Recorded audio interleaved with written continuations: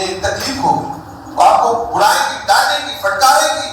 اگر مالدار ہے تو آپ کو بسا اوقات گھر سے باہر جانے کی دھمکی دے سکتی. دیندار عورت ہوگی تو آپ کی دنیا بھی بنا دے گی، آخرت بھی بنا دے گی. اور کیوں نہ سہج سی بات ہے، جب ماں نیک ہوگی تو اس کی اولاد نیک ہو جائے. آپ اس کو مثال کے ذریعے سمجھ سکتے ہیں.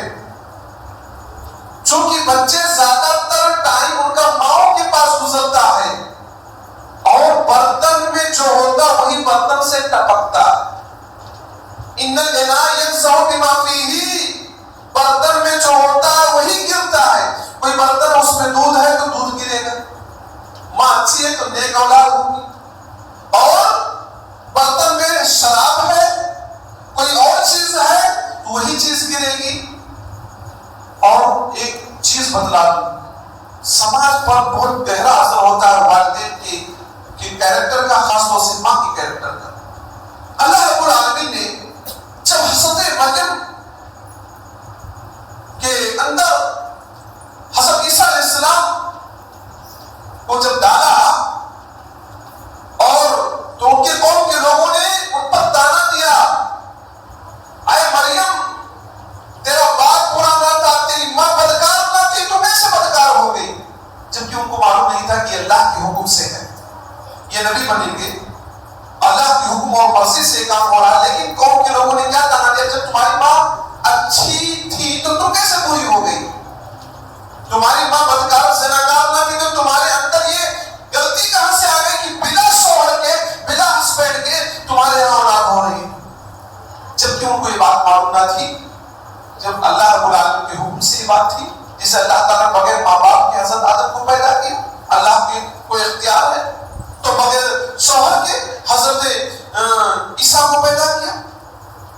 تو قابل غور بات یہ ہے مسلمان بھائیوں کہ ماؤں کا اخلاق بچوں کے اندر ٹرانسفر ہوتا ہے.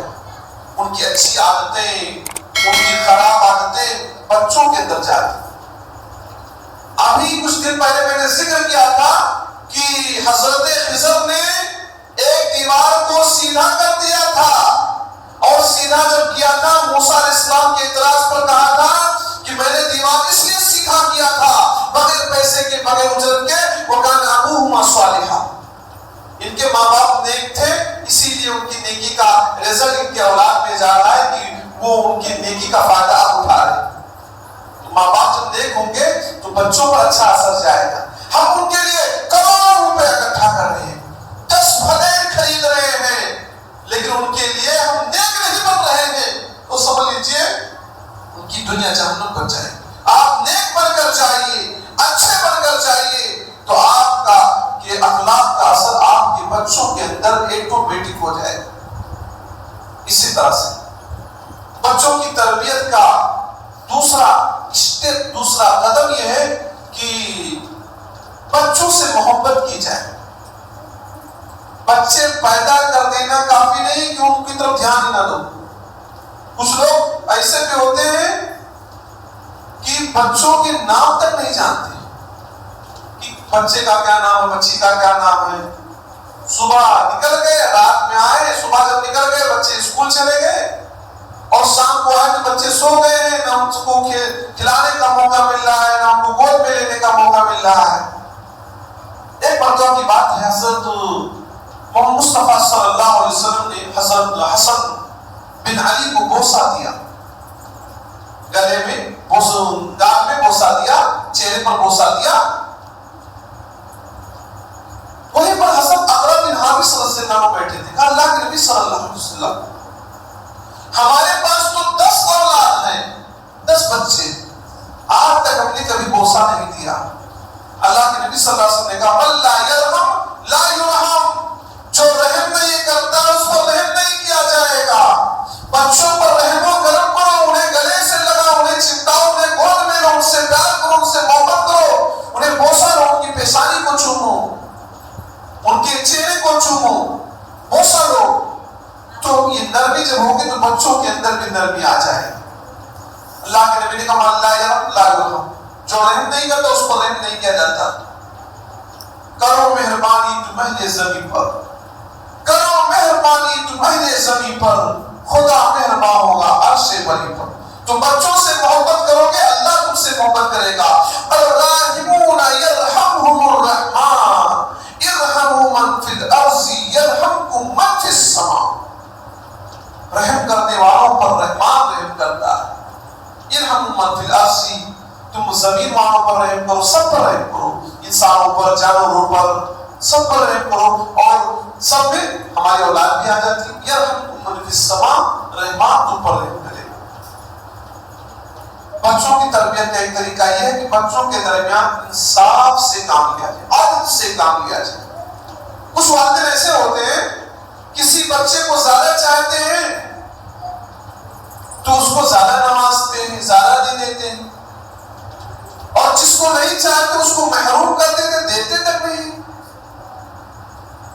تو ظاہر سی بات ہے جب آپ بچوں کو دو آنکھ سے دیکھ رہے ہیں, ایک کو دوسری نگاہ سے دیکھ رہے ہیں, دوسرے کو دوسری نگاہ سے دیکھ رہے ہیں, تو بچوں کے اخلاق پر غلط اثر جائے گا کہ نہیں جائے گا؟ صحیح مسلم کی روایت حضرت نعمان بن بشیر رضی اللہ عنہ فرماتے ہیں کہ میرے والد محترم نے مجھے کچھ گفٹ کرنا چاہا تو میری ماں نے کہا میں تمہاری بات پہ اس وقت بھروسہ کروں گی جب تم نبی کو گواہ بنا دو کہ میں نعمان کو کچھ دے رہا ہوں, نہیں تو میں نہیں مانتی. کبھی کبھی کچھ عورتیں ہوتی مجبور کر دیتی شوہروں کو کہ اس لڑکے کو یہ دے دیجیے, یہ جگہ لکھ دیجیے, اس لڑکے کو دے دیجیے, اور فورس کر دیتی. نعمان کی والدہ فورس کر رہی تھی اپنے شوہر بصیر کو کہ یہ وہ جگہ نعمان کو دے دیجیے اور گواہ نبی کو بنا دیجیے. وہ عورت اللہ کے نبی نعمان بن بشیر فرماتے ہیں کہ بشیر اللہ کے نبی صلی اللہ علیہ وسلم کے پاس گئے. اللہ کے نبی صلی اللہ علیہ وسلم کے پاس جب گئے تو نبی صلی اللہ علیہ وسلم نے کہا کیا اور بھی اولاد کو اسی طرح تم گفٹ دے رہے ہو؟ اور بھی بچوں کو کیا تم اسی طرح کا گفٹ دے رہے ہو, تحفہ دے رہے ہو؟ ایک لڑکے کو دے رہے ہو, چلو اچھی بات دے رہے ہو, ہدیہ دے رہے ہو, تحفہ دے رہے ہو, تو کیا اور بھی جو آپ کی اولاد ہے ان کو بھی اسی طرح گفٹ دے رہے ہو, تحفہ دے رہے ہو؟ کہا نہیں میں نہیں دے رہا ہوں, صرف ایک بچے کو دے رہا ہوں, اس کی والدہ فورس کر رہی کہ دے دو دے دو, اس لیے میں دے رہا ہوں. اللہ کے نبی نے کہا انی لا اشہد ولا جور, میں ظلم پر گناہ پر گواہ نہیں بن سکتا.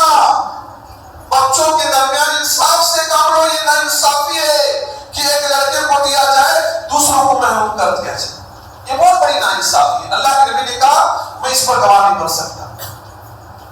تو آپ بھی اپنے بچوں کے درمیان بھید بھاؤ کریں گے, کسی کو زیادہ نوازیں گے, کسی کو کم نوازیں گے, تو ظاہر سی بات ہے جس کو آپ کم توجہ دے رہے ہیں, جس کو آپ محروم کر رہے ہیں, نہیں دے رہے ہیں, تو بڑا ہو کر وہ آپ کی قدر کرے گا, وہ آپ کے لیے دعائیں کرے گا, آپ کے خلاف بد دعائیں کرے گا, آپ کو برا بھلا کہے گا, آپ سے لڑائی جھگڑا بھی کر سکتا ہے. تو بچوں کے درمیان آپ انصاف سے کام لیجیے.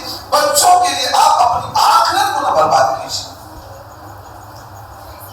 بچوں کی تربیت کا ایک طریقہ یہ ہے کہ انہیں توحید کی تعلیم دی جائے اور انہیں شرک سے بچائے. ہم لوگ توحید کو اہمیت نہیں دیتے. توحید ایسی چیز ہے, تمام انبیاء کا مشن یہی تھا کہ ایک اللہ کی طرف لوگوں کو بلایا جائے اور غیر اللہ کی عبادت سے لوگوں کو روکا جائے. وَلَقَدْ بَعَثْنَا فِي كُلِّ أُمَّةٍ رَسُولًا أَنِ اعْبُدُوا اللَّهَ وَاجْتَنِبُوا الطَّاغُوتَ. ہم نے ہر امت میں ایک رسول بھیجا, ایک پیغمبر بھیجا, ایک قاصد بھیجا, جس کا مقصد یہی تھا, جس کی دعوت یہ تھی, أَنِ اعْبُدُوا اللَّهَ, ایک اللہ کی عبادت کرو, وَاجْتَنِبُوا الطَّاغُوتَ, اور طاغوت کی عبادت سے, شرک سے بچو, غیروں کی عبادت سے بچو. طاغوت کہتے کسے؟ کل ما عبد من دون اللہ فهو طاغوت. اللہ کے علاوہ جس کی بھی عبادت کیجیے وہ طاغوت ہے, اب وہ چاہے جس بھی شکل میں ہو. اللہ کے علاوہ کسی کی بھی پوجا کی جائے, عبادت کی جائے, وہ طاغوت.